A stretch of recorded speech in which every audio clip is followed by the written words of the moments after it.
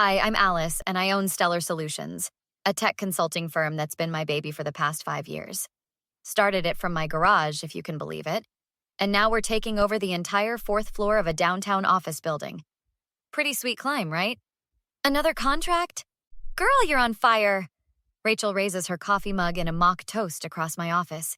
She's been my ride or die since college, and now she handles our HR department. Third one this month. The Andrews Group wants us to overhaul their entire system. I can't help grinning. Mike already started putting the team together. Speaking of our genius tech wizard, where is he? Rachel peers through my office window. Probably still in that meeting with the development team. He's been crushing it lately as our CTO. And how's James handling all this success? My smile falters a bit. James, my husband of 7 years, has been different lately. He's adjusting. You know how he is about his own accounting firm not taking off as quickly. That's what happens when you spend more time golfing than networking. Rachel rolls her eyes. The door opens and Mike walks in, tablet in hand. Alice, we need to talk about the server upgrade budget. Save me from the tech talk. Rachel dramatically exits, making us both laugh. Your husband was asking about the company finances again. Mike sits down, his expression serious. He cornered me in the parking lot this morning. I feel that familiar knot in my stomach. What did he want? Details about the Andrews contract. Said you hadn't told him about it. Because it's not finalized yet. And because lately, every time I share good news, James finds a way to turn it into an argument. My phone buzzes. Speaking of the devil. Hey, what's up? Where are you? James sounds irritated. At work? Where else would I be at 2 p.m.? We were supposed to have lunch with the Petersons. That's tomorrow. I pull up my calendar. I have it right here. No, it was today. I look like an idiot sitting here alone. James, I sent you the calendar invite for tomorrow. I have the email. Whatever. Don't bother coming. I'll handle it myself. He hangs up. Mike raises an eyebrow. Everything okay? Just James being James. I rub my temples. He's been so... I don't know. Ever since we landed the Morrison contract last month. When your success got featured in the business journal? Yeah. He barely said congratulations. Just asked about the revenue projections and made some comment about how lucky I am to have him handling our personal finances. Lucky isn't the word I'd use, Mike mutters. My computer pings. Another email from a potential client. Success tastes sweet, but lately it comes with a side of bitter at home. James used to be my biggest cheerleader. Now? Now he treats every win like it's somehow a loss for him. But I built this company from nothing, and I'm not about to let anyone's bruised ego slow me down, even if that someone shares my last name. The office holiday party was in full swing when I noticed James wasn't by the bar where I'd left him. Weird, since he never misses a chance for free drinks. That's when Mike grabbed my arm. You need to see something. Now. Following him to the security office, my stomach dropped. On the monitor, there was James in the empty conference room with Sarah, our new marketing coordinator. The footage showed them in an intimate embrace that left no room for doubt. I've got the last 2 months of footage. Mike looked sick. He's been coming by during lunch breaks when you're in meetings. My world spun, but I forced myself to watch. 10 minutes later, I was in that same conference room, lights bright, waiting. James walked in, lipstick still smeared on his collar. Having fun at the party, honey? Alice, I was just showing Sarah the view from up here. Save it. I saw the security footage. His face changed instantly. You're spying on me now? That's real healthy. Don't you dare turn this around on me. It's not what you think. Sarah was upset about work stuff. Really? Which part of her work problems required such a private meeting? James stepped closer, lowering his voice. Baby, you've been so busy lately. Always at the office, never home. Get out. Both of you are fired. You can't fire me. I'm your husband. Watch me. The next morning, Rachel found me in my office, staring at divorce papers. You okay, boss lady? He wants half the company. Says he's supported my dream, so he deserves it. That's garbage and he knows it. My phone buzzed. James. Your little power play yesterday? Real cute. But you're forgetting who managed all your personal investments. What did you do? Let's just say you might want to check your accounts before making any rash decisions. Mike burst in. He's trying to access our client database. Already called IT to lock him out. My lawyer will be in touch. I hung up on James. You need Patricia Morrison. Rachel slid a business card across my desk. She specializes in high-stakes divorces. Saved my sister's business last year. An hour later, Patricia sat across from me, radiating competence in her tailored suit. So he never signed any ownership papers? Never, but he's claiming sweat equity or something. Through what? His accounting advice? The same advice that led to him hiding money from you? I trusted him with everything. That stops now. First, we freeze all joint accounts. Then we document every instance he accessed company property without authorization. Those security tapes? Perfect evidence. And his behavior with Sarah? That's workplace misconduct we can use. I don't want to destroy him. Honey, he's already trying to destroy you.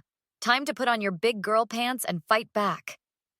Looking at the stack of evidence Mike and Rachel had gathered, something hardened inside me. James thought he could take everything I'd built? Game on. 3 employees quit this morning. Through the glass walls of my office, I watched Sarah talking to a group by the water cooler, her fake sympathy face on full display. They're saying you're unstable. Rachel walked in, dropping a stack of papers on my desk. That James was the real business mind behind everything. How convenient that they forget who signs their paychecks. Check your email. James sent a company-wide message about concerning leadership decisions. Mike rushed in, laptop under his arm. You're gonna want to see this. I've been digging through the server access logs. He turned the screen toward me. See these login attempts? James tried to delete client files last night. Good thing we changed the passwords. Why would he? To make you look incompetent. But here's the kicker. I found something better. Remember all those meetings he claimed he had with clients? The ones he used to justify his sweat equity claim? Yeah, well, Mike pulled up a GPS location history. He was at the country club during every single one, playing golf. Patricia walked in, heels clicking purposefully. Perfect timing. The judge granted our emergency motion to protect company assets. My phone lit up. Kevin from the Chamber of Commerce. Alice? Just had an interesting lunch with your husband. He's spreading some wild stories about company mismanagement. Let me guess. He's trying to warn potential clients away? Basically, but here's what he doesn't know. We've got documentation of every chamber meeting for the past 5 years. You're listed as the sole representative for your company. He never showed up once. Send everything you have to my lawyer. Already did? And Alice, the tech community's behind you. We all remember who built this company from scratch. Patricia was already typing notes. This is gold. Now, about those employees who quit. Did they sign non-disclosure agreements? Standard part of their contracts, which Sarah just violated by spreading company information. Time to send cease and desist letters. Rachel dropped another bombshell. The cleaning crew found something interesting in Sarah's desk. Looks like James promised her a position as COO once he took control of the company. In writing? Complete with his signature. Real smart, these two. Got the forensic accountant's report. Patricia held up her tablet. James didn't just mismanage your personal accounts. He actively hid money. Classic attempt to devalue assets before divorce. Can we prove it?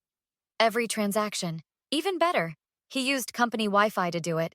Mike's security logs show exactly when and where. The Andrews group called. Rachel peeked in. They heard James's rumors and want to meet. Set it up. Time to show everyone exactly who built this company. Looking at my team rallying around me, a calm certainty settled in. James thought he could turn my own company against me? He forgot one thing. I didn't just build this business. I built relationships, trust, loyalty, things he clearly knows nothing about. The courtroom fell silent as Patricia laid out the evidence. James sat with his lawyer, that smug smile finally fading as screen after screen showed his golf outings during supposed client meetings. Your Honor, we have documented proof that Mr. Thompson never participated in any business operations. James jumped up. That's a lie. I gave up my own career to support her. Mr. Thompson, sit down, the judge warned. Miss Morrison, continue. We call Mike Anderson, Chief Technology Officer. Mike took the stand, cool and collected. I have server logs showing unauthorized access attempts from Mr. Thompson's devices, attempting to delete client files after hours. Objection. Those logs could be fabricated. Overruled. The court's technical expert has verified their authenticity. Sarah was next, squirming under Patricia's questioning. So you admit Mr. Thompson promised you a COO position? He said the company needed better leadership. Yet you've been with the company less than 6 months with no executive experience? The Chamber of Commerce testimony was the final nail. Kevin brought records of every business meeting for 5 years. Mrs. Thompson attended 147 chamber events. Mr. Thompson attended 0. During the recess, Rachel squeezed my hand. You've got this. The whole business community's watching. Did you see the look on his face when they showed the golf records? Not as good as when they showed his private account transfers. Real smooth, hiding money in a cryptocurrency wallet using company Wi-Fi. Back in session, James's lawyer tried damage control. My client merely sought to protect joint assets. By hiding them? The judge wasn't buying it. Mr. Thompson, this court takes a very dim view of financial concealment. The ruling came down like thunder. The court finds no merit in Mr. Thompson's claims to business ownership.